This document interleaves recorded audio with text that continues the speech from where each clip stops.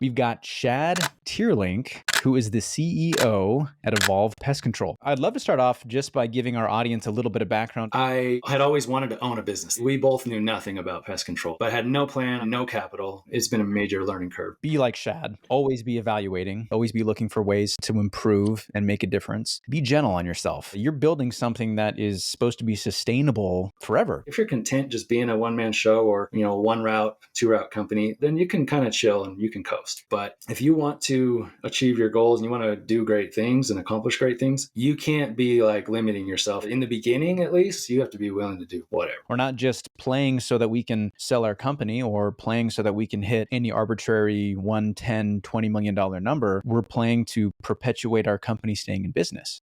Welcome to the Bug Bucks Podcast, a podcast designed to help you become a bug money millionaire. Today's episode is brought to you by Bug Bucks Plus, the #1 course designed to help you start and grow your pest control company. I'm your host, Eric Bassett, and of course, got my main man, Jake Klaus, with me. What's up, dude? What's going on, Eric? And hello, my fellow Bug Bucksers. Dude, it's I'm feeling the pressure. As we're recording this episode, it's middle of March, but I feel like it's probably going to end up dropping like right around the beginning of April. Okay. And I'm feeling it, dude. I am feeling the pressure through meetings and other stuff. Like, it's time, man. The season is upon us. You're feeling the mana. Yep. Right? Yeah. Feeling that intensity, the intensity rising. Yeah, it's that little pit in the bottom of my stomach where it's like we have big things to do this season, and not a lot of time to do it. It's gonna be a wild ride. So yeah. You know what? I will say this though. I will say this just on that note. I feel that significantly less now that we don't have door teams. When we had the door teams and you've got 20 guys that are starting to go knock doors and 2/3 of them are first year guys, and you're like, hope I could get these guys going. That was a knot in the pit of your stomach. Well, it's that feeling when you're like reaching out to your door team and you have like 25 guys and you're like, hey man, great. So we'll see you April 15th. And then they don't respond and more guys don't respond. And you're like, you freaking fetchers, dude. I can't. And then they send you the text message. Hey, when you got a minute, can you call me? I got to talk to you about something. Dude. Oh, you can't. That's traumatic to me, dude. I can't handle that phrase. No, can't do it. Yeah, I just threw up in my mouth, actually. Nope. Yeah. All right. So for you guys listening, we do have an awesome guest that you guys are going to love. But before we bring them on, just want to remind everybody listening, the best way to receive new episodes is by subscribing to our show on your preferred podcast platform like Apple, Google, Audible, or Spotify. If you love the show, please leave us a rating and a review. If you haven't joined our Facebook group yet, go to Bug Bucks. That is BUGBUX. We've got over 4,000 other pest control owners in that group waiting to connect with you and share their thoughts. It's also the best way for you to share your feedback on our show and have your questions highlighted and discussed here on the podcast. So make sure you find us on Facebook and join the group. Back to the guest for today, which we are super excited about. We've got Shad Teerlink, who is the CEO at Evolve Pest Control. Shad co-founded Evolve Pest Control 13 years ago with his business partner, Nephi Julian. Shad is passionate about business and enjoys being able to create value for customers while simultaneously providing good jobs and a great life for his family. Welcome to the show, Shad. How you doing, man? I'm doing good, man. Thanks for having me. Yeah, I didn't mean to read that intro like a dating profile, but it just so happened to come off that way. Makes it sound pretty good though, right? Yeah. Oh yeah. Maybe it's because Shad is so attractive. I don't know. I should have said this before the show. I'm getting kind of like a Ryan Gosling vibe. Oh, really? You ever get that, I Shad? can see that. Yeah. All right. Well, maybe it's just the camera, but that's what I'm seeing. I'm like, wow, that's a good looking guy. Yeah, this is pretty good. We don't always have like model level guests on our show, but Shad is up there.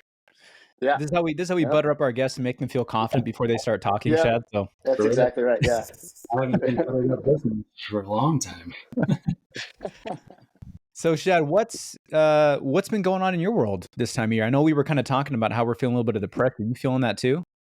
Yeah, it's how it always is. when you own a pest control business and you're rolling into spring and summer. Oh yeah. So yeah, it's we have a little door-to-door team that we put together for this summer. We haven't done it for a few years actually. We're doing a small one this summer. So yeah, I've been playing with that, and you guys were just talking about it. You know how that goes. Yep. So. Yeah, we get that vibe, especially like going out of it and then trying to get back into it.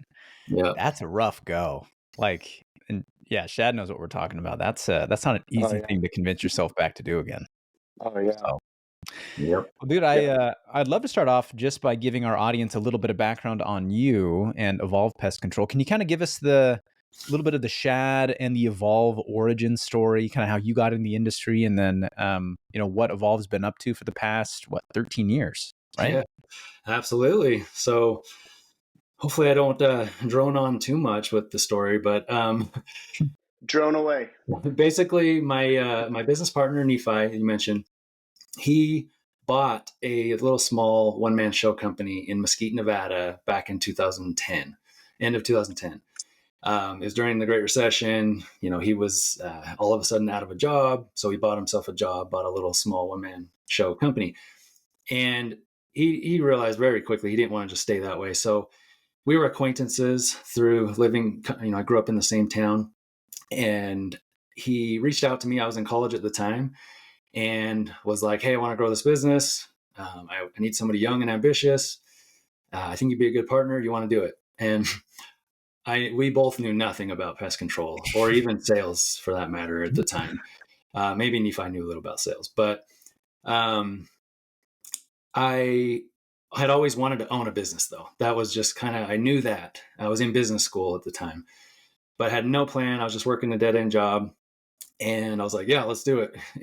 And so just dove in and really quickly realized to support two owners and with our goals and everything, we were going to need to grow pretty quickly. We had no capital, so we couldn't make more acquisitions. And so, I realized, well, the phones aren't just going to ring, so we need to do door to door. I had never done it. I'd had some friends that had done door to door. I didn't want to, and so I hadn't. But I dove in and got a little bit of experience doing it after we partnered up with like a small company in Nashville, and gained a little bit of experience there, but nothing crazy. And then so for those first 2 years, we were really just kind of figuring out what's our game plan while Nephi just ran the day-to-day of running a route, a one-man show.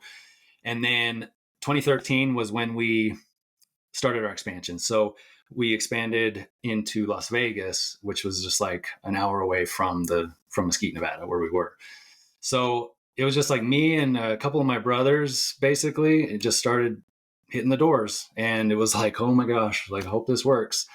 And I wasn't that great of a salesman either, but I could at least sell some a day, and we started that, and we bootstrapped everything. So we had very little money, and slowly but surely we doubled the company like every 2 years. That was the rate that we could go with the means we had, the finances we had. And so, basically double the company every 2 years.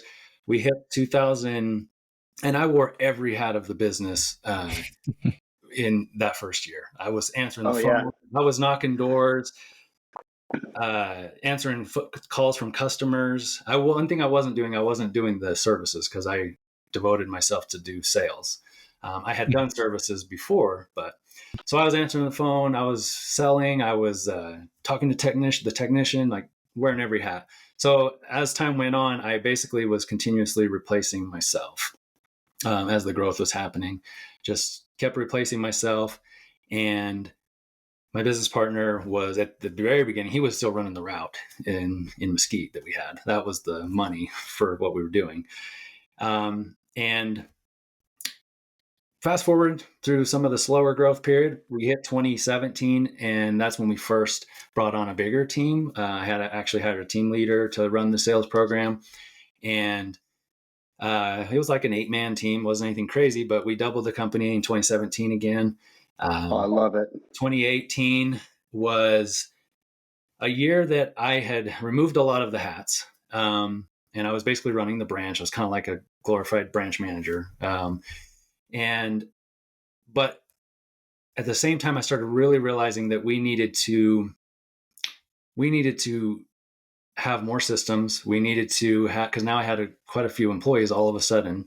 I wasn't a good leader, honestly. I look back and I'm embarrassed with how bad of a leader I was in those beginning days. I was more like a dictator, really. But some would say I still am. But I started realizing we need some culture. Like, we're just like all over the place. We don't know who we are. Like, we grew for us pretty quickly. And in the beginning, it was just, let's start a business. Let's do this business because I want to own a business, right? That was the why at that time. I started realizing, because I listened to I'm always listening to books to try to open my mind. And I think I'd listened to a book called Start With Why by Simon Sinek. And it just like opened my mind a bunch. And I was like, man, I need to figure some stuff out with this business if we're going to keep going and growing like we want to grow.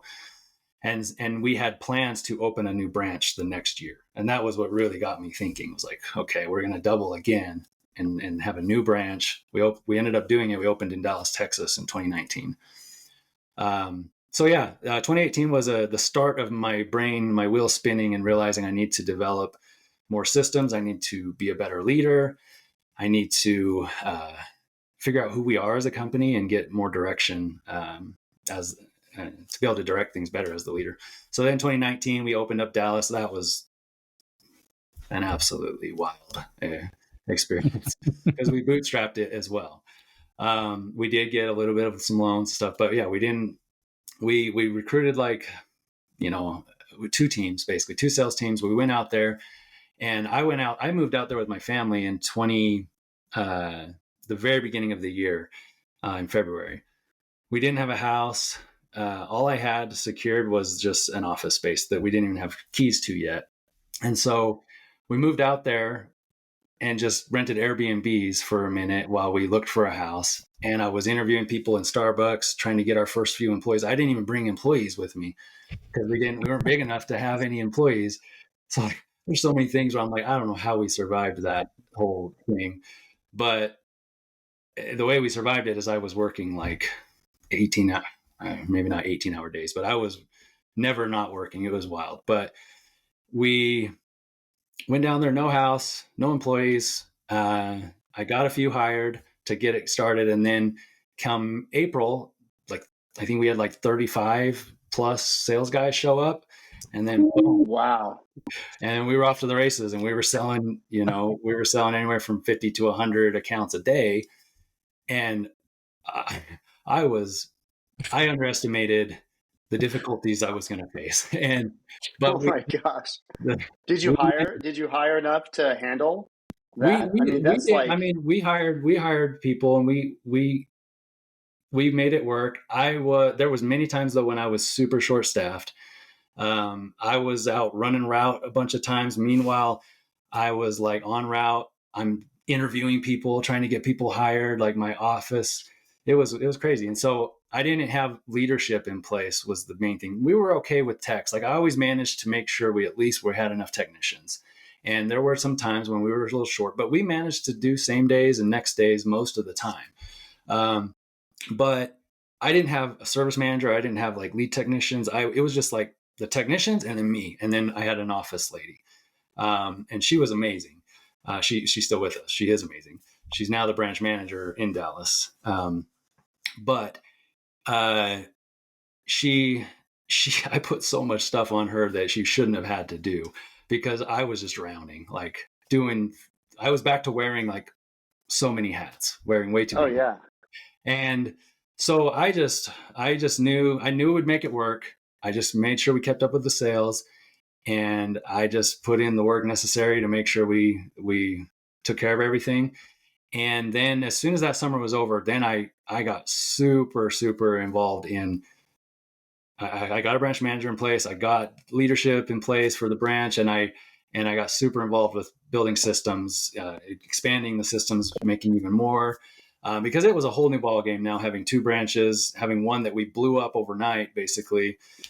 We had a lot of bad apples of technicians through that period, but we didn't keep them. We fired people if they weren't right. And so long story short, it was a crazy year. It was a crazy learning experience. So 2020 and 2021, we scaled it back and we did smaller scale door to door, so we could recover from the expansion. Oh yeah. And I continued to build systems. That's where my focus really was building systems through those 2020, 2021. Then 2022, we actually stopped doing the door to door programs. We had a little bit still, like some locals and stuff, but we didn't do the summer sales program. And we focused in 22 and 23 on profitability and really shoring up the cracks and tying up loose ends, make the operation even better. And we really didn't want to be in the summer sales game anymore, long term. Like it had been, there's a lot of challenges, and we wanted to focus on profitability. And so we had really good profitable years those years. And then 2024, now we're doing a little small summer program just because it makes sense for a number of reasons. But long game, like we're not necessarily in that like, okay, it's all summer sales now. Like we're really looking at maintaining profitability, getting other avenues of growth and sales, and door to door will always be a part of it in some aspect. But one thing we've really been doing is trying to get more locals that do it year round and that kind of stuff. But anyways, so 2023 though was a really big year for us in Dallas specifically. Vegas has always kind of ran pretty smooth, but with all the craziness of getting Dallas going, 2023 was a really big year of realizing we had to get a systematized process for hiring, because we were hiring people and it was just turnover was bad, and we're always getting bad apples that were undependable, unreliable and stuff. And we're just like, what is going on? We thought we're hiring good people, but they never were. And so I listened to a book called the book's called Who by Jeff Smart. And it was a big game changer. Based off that book, I developed a systematized hiring process and we implemented it, and it was extremely painful because we had to turn away candidates like crazy. Meanwhile, we got really short staffed for like 6 months in 2023.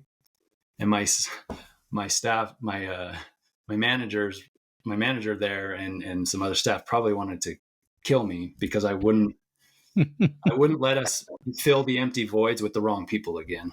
And it got really painful, but we managed, and we got by through everybody sacrificing and putting in hard work, especially the branch manager over there in Dallas. And we got through it, and then we got the seats all filled eventually with the right people. And now it's just like a whole different ball game. Like the team is just light years better than ahead of the team we had before running the branch. So anyways, hopefully that wasn't too long drawn out, but that was basically the story. That's our journey in a nutshell. But. Yeah, I mean, and me and Jake are both sitting here kind of shaking our heads. Some of these journeys that guys go through, and this is one of them, right? Where you look back on it and you're like, I don't even understand how the crap we did all that stuff. You know, like the 18-hour days, all the hats that you're wearing. I mean, the fact that you went to a new market with almost like no resources, nothing. Yeah. No employees. And then you're putting on 50 to 100 a day. Oh my gosh. Dude. I'm sitting here listening to you telling that, and I'm like, dude, talk about drinking from a fire hose. Yeah. Like you go there, you start the very first summer, you're doing 50 to 100 accounts a day. Yeah. I mean, like, that's insane. I got to give kudos to my wife for putting up with it. It was brutal. She was pregnant at the time. That's the only way to do it. Might as well just throw it all in at once. She put up with a lot, but she's always supported us, and so that was a big move for us. But man, that's crazy. Well, I've got lots of questions. The first question though, as I'm hearing you talk about kind of some of the struggles you went through, you're wearing all the hats, and I'm sure you started kind of delegating and kind of handing off different tasks to different people. You talked about that office manager, which I do have questions about that, but who was your first strategic hire? I mean, other than just getting technicians to come in and service the routes, right? So other than sales guys and technicians, who's your first strategic hire that you made where you felt like you could actually have a little bit of breathing room during this whole process? Yeah, so that would be the branch manager. Now in 2019, had I hired or been able to promote like a service manager, that would have been a huge breather because I was doing so much more than a branch manager should be doing.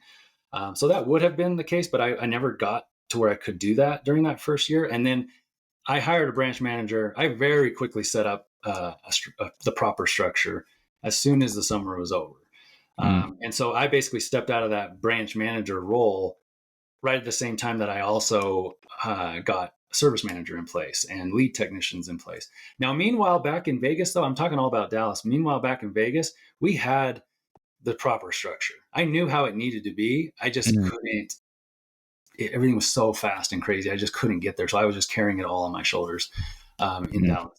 But meanwhile, back in Vegas, Nephi was running that branch. He traditionally hadn't had to be like in that kind of role of running a branch and whatnot.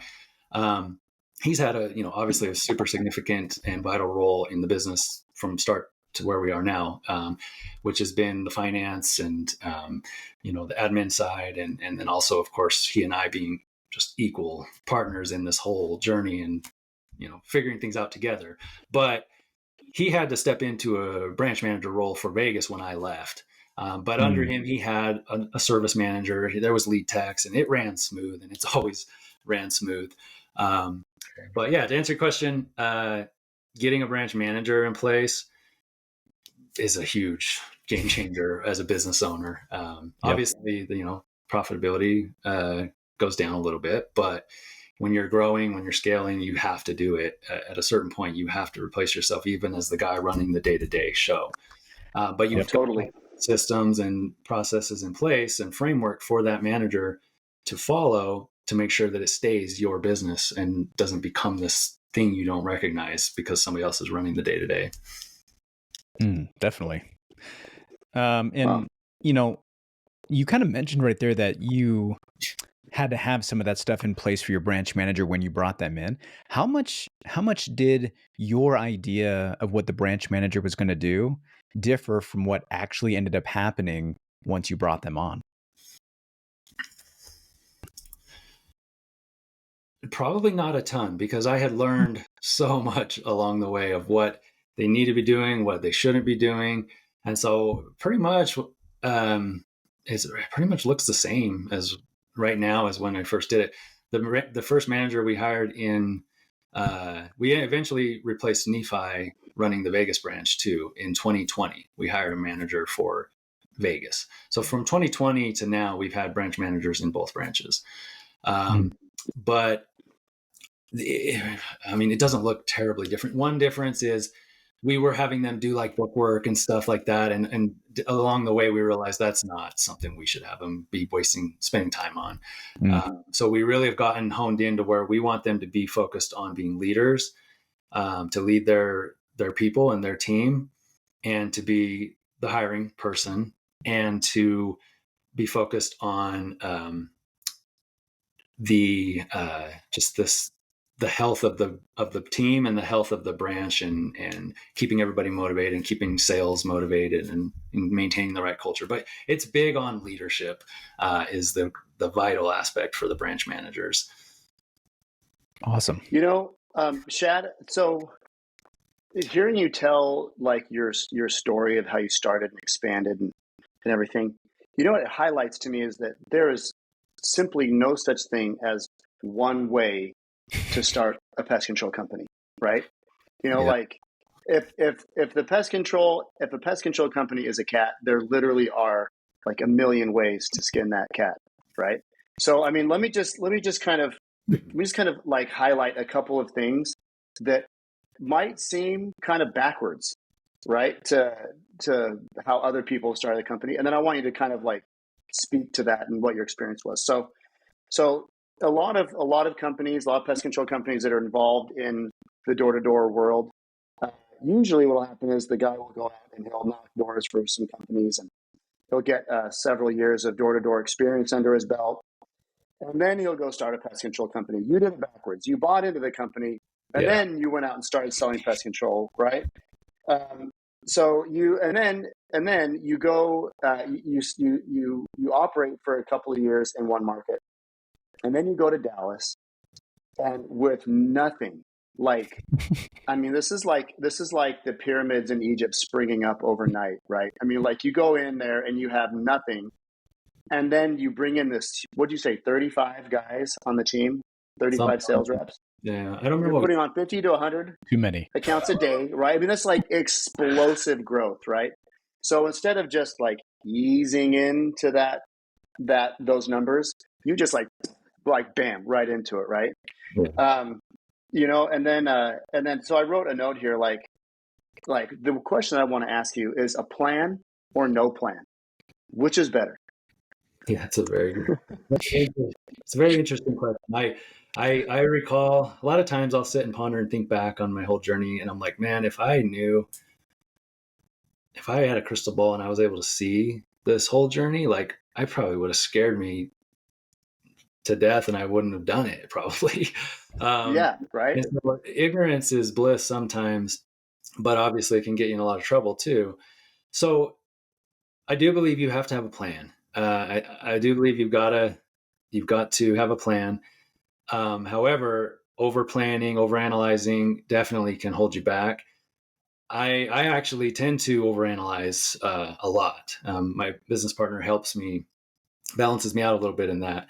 We have a really good partnership. We balance each other out in almost everything. So, but you've got to have a plan, but at the same time, you can't sit and be in inaction. I was thinking about, what would I tell somebody that was just starting a pest control business, like right off the get-go?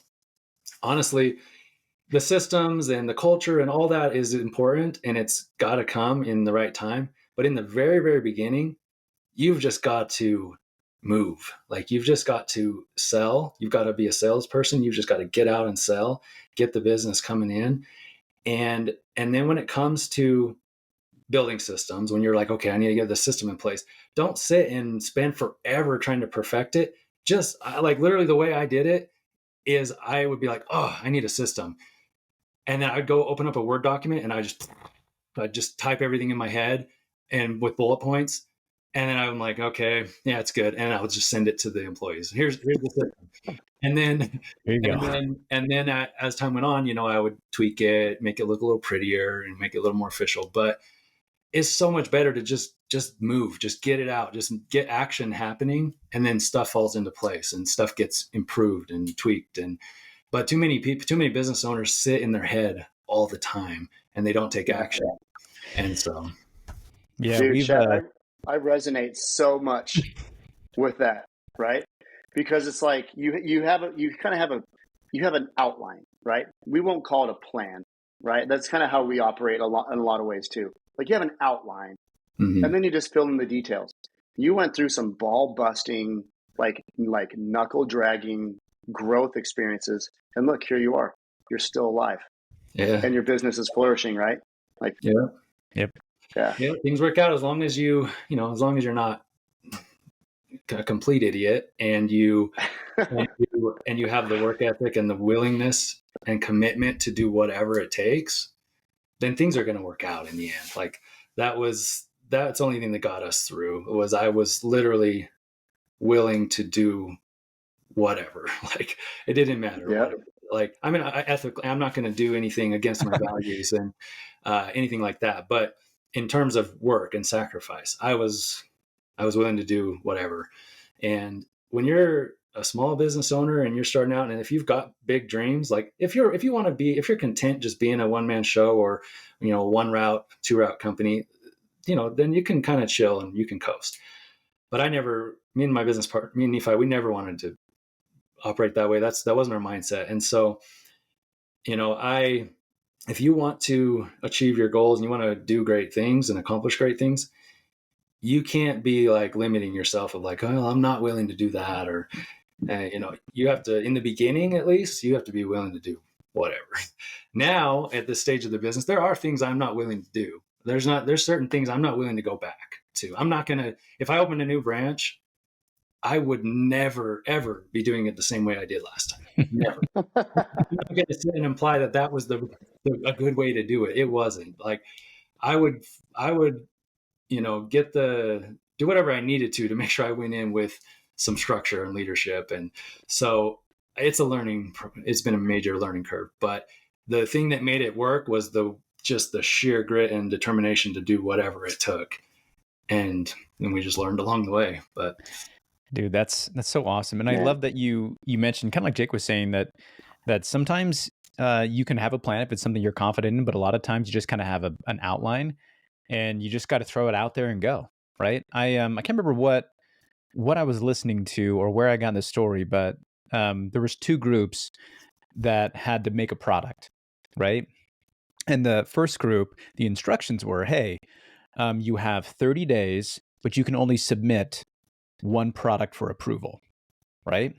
So do whatever you need to, and then submit that product, right? After 30 days.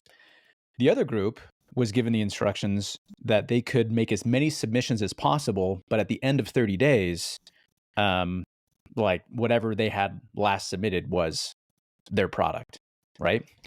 And so from the outsider perspective, you might think, oh, well, this person has 30 days to plan. That better be an awesome product, right? That's the thing that would be most superior.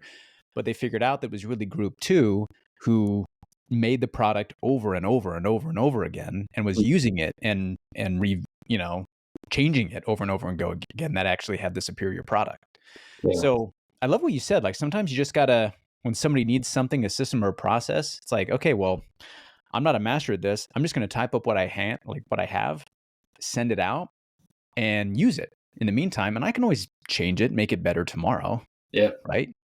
So I wanted to ask, you just said that you, there's some things that you definitely wouldn't go back to doing if you had to do it all over again. What's something looking back that you feel like you would be the first thing that you would change if you went back in time?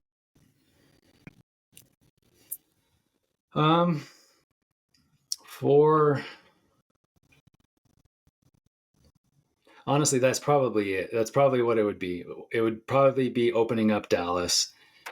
I would have went in with more help, more leadership, even if it wasn't leadership, but just more structure of employees. Sure. Even if I had to get a little bit of capital and, find those people in advance, like way in advance, and relocate them or whatever, right? Like, that's probably, just off the top of my head, that's probably the one thing I'd do different. I mean, there's a million things I could say I would do different in those early days as far as myself as a leader. I learned a lot of lessons, hard lessons early on with how I managed and how I led people, or the lack of leadership, I should say.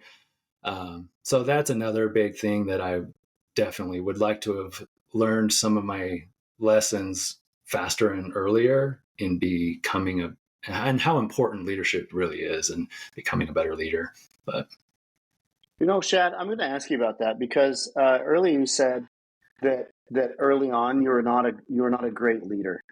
Like you kind of like self-admitted, I wasn't a great leader, and I think that truthfully, a lot of PCOs, a lot of business owners probably feel that same way, right? Mm-hmm. Because in some ways, I saw this video on Instagram the other night where this wife is recording her husband. He's outside, and there's like a hurricane or like the precursor to a tornado or something happening outside, and the husband is out there trying to secure the trampoline to the ground. And then he gets in front of the trampoline, I guess behind it, the wind's coming this way. And all of a sudden the trampoline takes off and the guy just gets obliterated by his trampoline, right? And the wife's inside going, oh my gosh, Gary, or whatever his name is, And so I feel like in a lot of ways, that's how we are as business owners, right? Like there's this hurricane that's blowing our trampoline and we're trying to get ahead of it. And we're always going to feel like we just can't quite get ahead of it. But you said early on, you were not that great of a leader. But hearing you talk now, and hearing your experience over the last 13 years, I mean, I don't know you. I mean, I've just met you, and I see your company, and I would say Shad Teerlink seems like he's a very capable leader. What changed between not that great of a leader Shad and the Shad Teerlink leader of Evolve that you are today? Like, how did you go from that to this? Sure. And I don't even know how great of a leader I am today either, but I've always kind of been super meticulous in terms of running an operation. So the leadership side of it, of as far as running a tight ship, keeping things organized, keeping things together, I've I've gotten better as times went on through more experience and practice. But that's always kind of been there. That's why Vegas ran really well, even after I left and went to Dallas and Nephi was running it. Just kind of carried it on as usual. And then as we got managers in place, it's always ran pretty smooth. And that's because of the early days and the upbringing of it. But the biggest thing, to answer your question, would be my change was more not how I run the business, but more of like self-awareness of where I was falling short as an actual leader. I was too focused on just being like a manager of the operation, a manager of the business, and viewing people as just like tools for the business to work, as machines or in the system. And realizing it just wasn't working. I mean, yeah, there was a lot of times with some employees early on where like I had very valid reason to be really frustrated or to be like, or to fire them or whatever. Right. But the way I would go about things was never going to have any shot of correcting their behavior or getting them to be motivated or care to change and get in line. Right. So I was very just like, it's my way or the highway. Like, here's how it's supposed to be. Do it or you're fired. And though we have very high standards.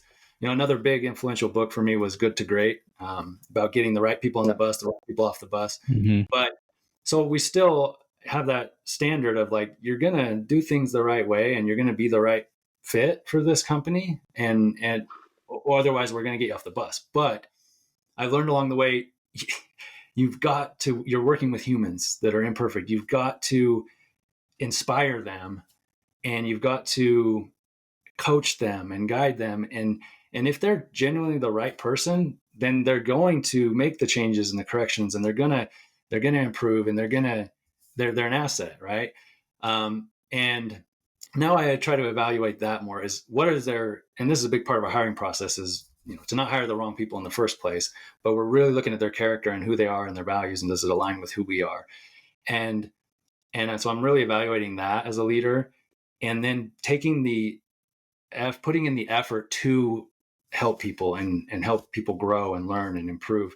Whereas before it was and maybe part of it was just survival mode because everything was happening so fast. I was wearing so many hats, but I didn't have time. I just felt like the sense of like, I don't have time to be like, dealing with this person, or like, it was just super blunt beyond, I'm still really blunt, but it was just too much. So I didn't care enough about people back then. And I just viewed them too much like machines, and it was just do it right or you're gone. And not evaluating if they really were the right person and with the right values, and then putting in the effort to coach them and inspire them. So that would be probably the big difference. But also the other thing is I know where I'm weak and so I hire people to be like, for example, branch managers. If I today was thrown back in a branch manager role, I might fall back into a lot of those ways of doing things, possibly. Mm-hmm. Hopefully I'd be a lot better. But I know there's a lot better people, honestly, to run a day-to-day of a branch than me, because they are able to have a lot more empathy, and they're able to, within my framework of how to do things, they're able to get more out of their people than I maybe could. So that's another thing I've realized. Try to be self-aware and realize where I need improvement, where I'm a little weak, and try to build a team of people around me that make up for that. So, Shad, Dude. one thing I will say, no matter how critical you are definitely a very humble leader, because I'm sure that if I were to take a poll of anybody in your organization, I'm assuming they probably love you and appreciate your sacrifice, because what you guys have built is phenomenal. And I remember when me and Jake were running door teams, the one thing that I underestimated was how much emotional energy goes into that, right? And just like you're saying, the problem is that you know that you're at the mercy of this machine that you've built, right? And you know that things have to get done. And in order to lead people really well, you have to care about them, just like you pointed out. I think it's the John C. Maxwell quote, like, people don't care how much you know until they know how much you care, right? And when you are drained, when you've used every last bit of your emotional energy, your ability to empathize and to care and to be involved emotionally with other people on your team is so jacked up. Like, there were days and there were weeks, there were times when we were running these teams, these huge teams, that I was like, hey, so and so's got a problem. I can't deal with it. Like, can you guys call him, or can you handle this phone call? Because, dude, I cannot talk to this guy, right? And you being able to realize that was something that impacted you, that affected you, and you made changes in the way that your business operates, so that you can actually recover from that, and realizing that you need different people in different seats on the bus. All those changes are big milestones for leaders, right? Yeah. And you strike me as the type of person who is kind of high in the evaluation kind of personality. You're always looking at things and looking at how to make things better. And I'm similar to that. And part of the problem is that you're always looking at things, and if you're always identifying things how they can be better, you kind of have to identify how things aren't going well. And it kind of messes with your mind for a second. So I wanted to just throw out a little bit of advice for some of the listeners. Like, one, be like Shad, always be evaluating, right? Always be looking for ways to improve and make a difference. But two, be gentle on yourself, right? Like, you're building something that is supposed to be sustainable for forever, depending on what your goals are, right? There's another book that, Shad, you might have read this already, but Simon Sinek wrote another book called The Infinite Game. Yeah. Really, really good. Talks about, like, the difference between, like, playing to win versus playing to perpetuate the game, right? Which I think is what most of us are doing. We're not just playing so that we can sell our company, or playing so that we can hit any arbitrary $1, $10, $20 million number. We're playing to perpetuate our company staying in business, right? Yep. So, Shad, you have some awesome points that you made. Really, really good takeaways and gold nuggets that we're going to be able to share with the audience, which is super, super good. I feel bad we're out of time, but dude, we are definitely going to have you back on. And I actually am super excited to have you back on, maybe at the end of the season, where we can review this past year and just kind of ask you what you think, and help you evaluate, see what kind of changes you want to make. So how was it diving back in to door after having taken a break? So many conversations we can have. I could talk all day about business, but love it. So good, dude. So if people want to reach out to you, they want to get a hold of you, pick your brain a little bit, what's the best way for people to connect with you?